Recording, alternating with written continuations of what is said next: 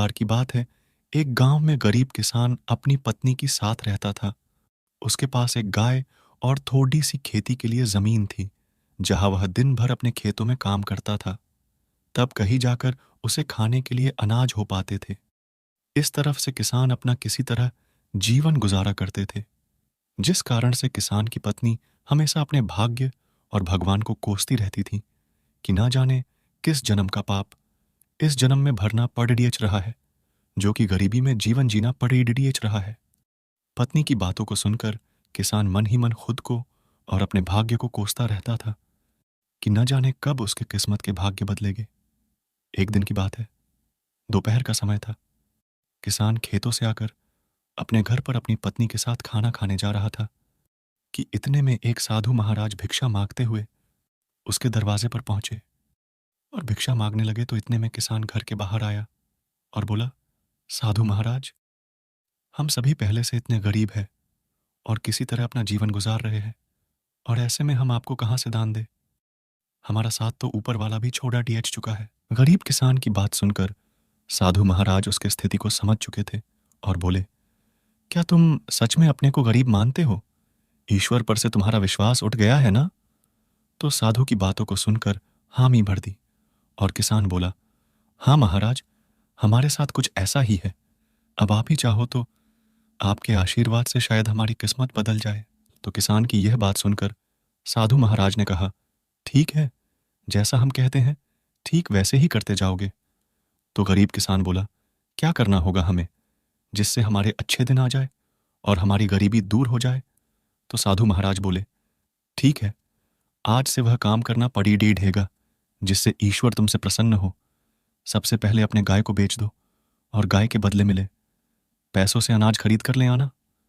साधु की यह बात सुनकर किसान भौंचक्का रह गया।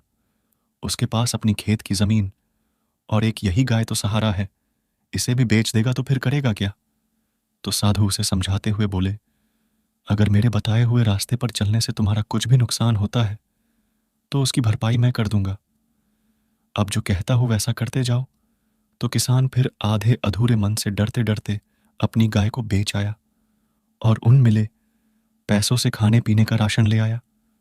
और फिर साधु के कहने पर किसान और उसकी पत्नी ने मिलकर भोजन तैयार किए, जिसके बाद वे राहगीर चलते हुए लोगों को बुलाने लगे और भगवान के प्रसाद के रूप में भोजन करने का आग्रह करने लगे। फिर जो भी उधर से गुजरता, गरीब किसान उन्हें भरपेट भोजन कराते, जिससे राहगीर काफी खुश होते और फिर उन्हें इस नेक कार्य के लिए ढेर सारा आशीर्वाद और अपनी इच्छानुसार धन भी देते, जिससे वे फिर से मिले, इन पैसों से लोगों को भोजन कराए। इस तरह साधु महाराज के कहने पर यह रोज का सिलसिला चलने लगा। हर दिन गरीब किसान अब मिले पैसों से भोजन प्रबंध करते, जिससे राह चलते लोग प्रतिदिन उसके यहां भोजन करते और दान के रूप में किसान को कुछ ना कुछ धन जरूर देते जाते, जिससे गरीब किसान के दान की बात धीरे धीरे दूर दूर तक फैलने लगी थी।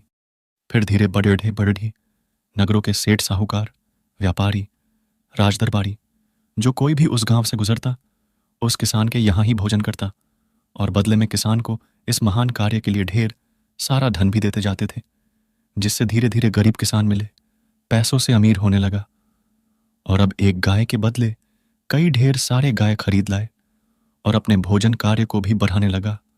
अब किसान मन ही मन खुश होने लगा था। उसे अपने बदलते किस्मत पर भी भरोसा होने लगा था, जिसे देखकर साधु महाराज किसान का हाल पूछते हुए बोले, अब बताओ, तुम भी वही गरीब किसान हो, यहां भी दिन रात मेहनत करते हो और ईश्वर के बताए गए पुण्य के मार्ग पर चलते हुए लोगों को भोजन कराते हो, जिससे अब ईश्वर भी तुमसे प्रसन्न है। पहले जहां खुद के लिए मेहनत करते थे, खुद के लिए ही सोचते थे, लेकिन अब दूसरों के भलाई के बारे में सोचने लगे हो, तो ईश्वर भी अब तुम्हारे इस नेक कार्य में तुम्हारा साथ देते हैं।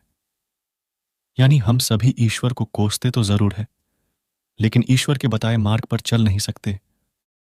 ईश्वर से पाने के लिए हर कोई इच्छा तो रखता जरूर है, लेकिन पहले ईश्वर के आशीर्वाद पाने के लिए खुद को वैसा बनाना पाड़ी डीठेता है। यानी हम जैसा करते हैं, हमारे कर्मों के अनुसार ही हमारे भाग्य का निर्धारण होता है। साधु की यह बात को सुनकर किसान को अब समझ में आ गया था अगर सच में जीवन में अमीर बनना है, तो सबसे पहले हमें अपनी सोच बदलनी होगी। अपने लिए तो हर कोई जीता है। यदि हम दूसरों के लिए जीना शुरू करते हैं, तो ईश्वर भी हमारी सहायता ज़रूर करते हैं। इस कहानी से हम सभी को यही शिक्षा मिलती है कि हमें अपने भाग्य और किस्मत के भरोसे रहकर खुद को कोसने के बजाय हमें लोगों के लिए यदि जीना शुरू करते हैं, तो निश्चित ही ईश्वर हमारे साथ हमेशा होता है। और ऐसा हम तभी कर सकते हैं जब हम अपनी सोच से बाहर निकलकर दूसरे के लिए जीना शुरू करते हैं।